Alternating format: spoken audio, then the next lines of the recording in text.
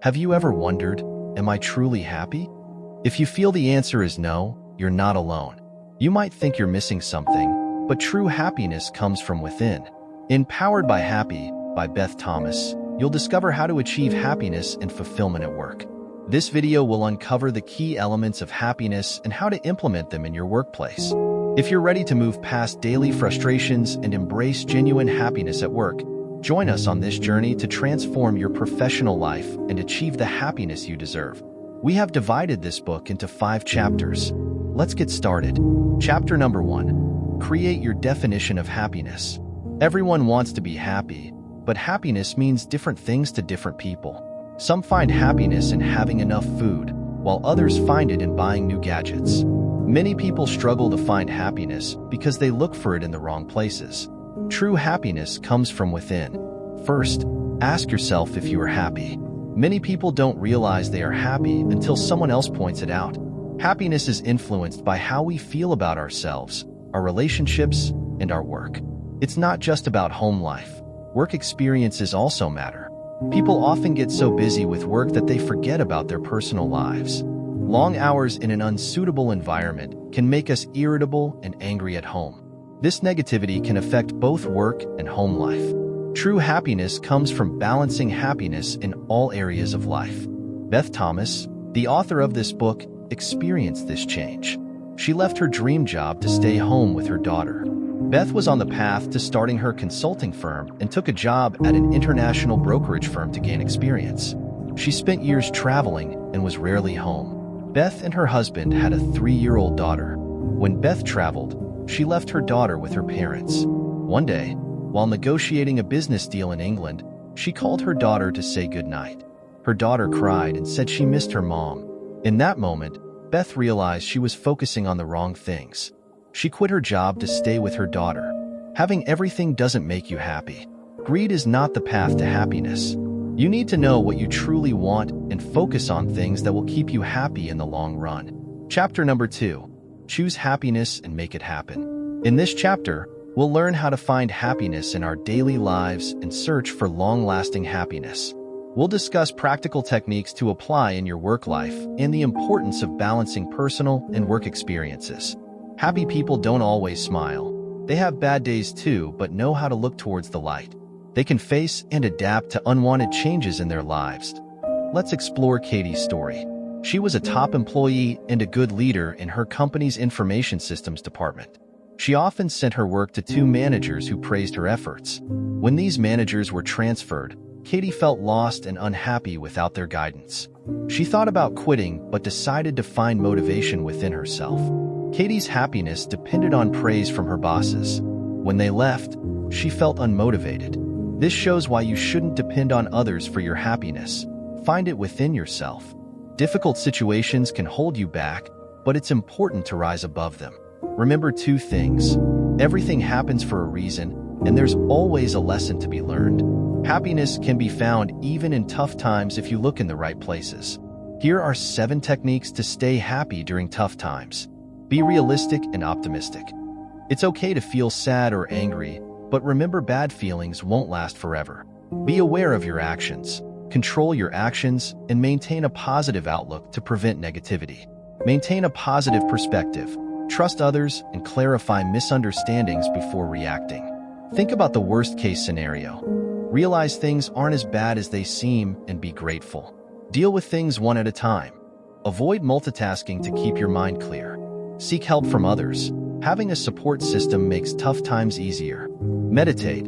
Take care of yourself by calming your body and mind.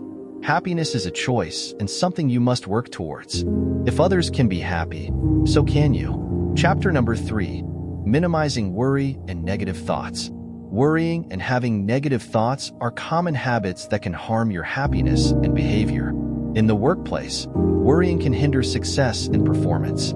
This chapter teaches how to control worries and fears, especially at work, where negative emotions can overshadow happiness. Negative emotions like sadness, anger, disappointment, and worry are natural, but letting them dominate your life is not. Happiness is a choice, and so is worrying. We have control over our emotions, but many people don't realize this and let their emotions control them. There are two types of negative thoughts, those based on facts and those based on imagination. Both are valid but need different approaches. Fact-based negative thoughts, these are true worries, like serious illness, job loss, or debt. Focus on what you can control and let go of what you can't. For example, Lisa lost her job and worried about her family's future.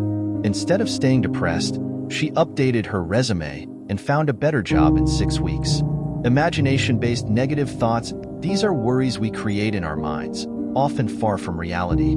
For instance, Lisa worried about her boss's reaction to her proposal. After 2 months of stress, she finally asked for feedback and learned her boss was actually pleased but too busy to say so.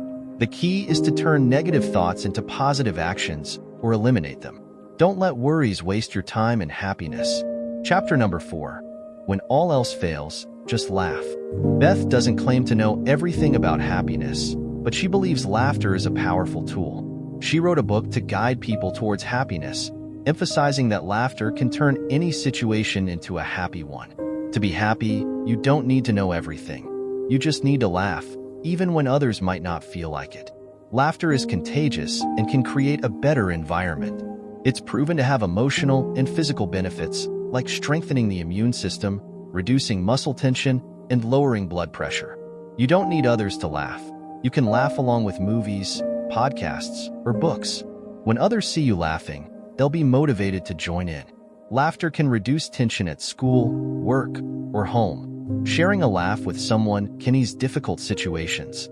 Beth has faced many embarrassing moments, but managed to laugh them off. For example, one day she was late for a meeting after maternity leave.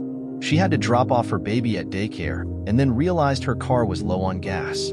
At the gas station, she didn't have cash, so she negotiated with the clerk to leave her license and return later with the money. In her rush, she forgot to remove the gas pump from her car, causing a mess.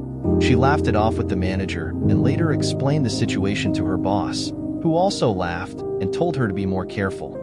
This story shows how laughter helped Beth solve problems with both the gas station manager and her boss. When things get tough, try to laugh it off. Laughter can improve everyone's mood and is truly the best medicine. Chapter number 5. Pack up your happiness and take it to work. Finding happiness at work is essential because it's where you spend most of your time outside of home. If you don't manage your emotions, minor issues at work can affect your home life. The goal isn't to eliminate frustration, but to minimize it. Your attitude towards work might be why you find it difficult. For some, work is just a way to earn a living, while for others, it's their passion. To be happy at work, find a job that motivates you. If you can't leave your job, find a good reason to stay. Remember, your happiness is within your control. Spreading happiness at work makes things lighter and easier. Your colleagues affect how you feel, so making them happy can increase your happiness too. Sometimes, preserving your happiness means quitting a job that doesn't suit you. Amy's story. Amy started as a business associate at a well-known company, but found the culture valued overtime over efficiency. As a new mother, she finished her work early to spend time with her baby, but this led to her being overlooked for incentives and promotions. Unhappy with the environment, she quit and found a job at a better company where her talents were recognized, and she felt happy and safe. This story shows that your happiness at work can impact your life and choices. If you feel unappreciated, it's okay to leave and find something new. Prioritizing job satisfaction leads to happiness in other areas of life. As we wrap up, remember to embrace happiness by setting meaningful goals and choosing positivity every day. Let go of worries, laugh often, and tackle problems with gratitude. Create a joyful work environment to boost your overall well-being and performance. Remember, your happiness not only enhances your life, but also inspires those around you. Make it your top priority and watch your world transform. Thank you for watching. Don't forget to subscribe, hit that like button, and share your thoughts in the comments below. Stay tuned for more engaging content.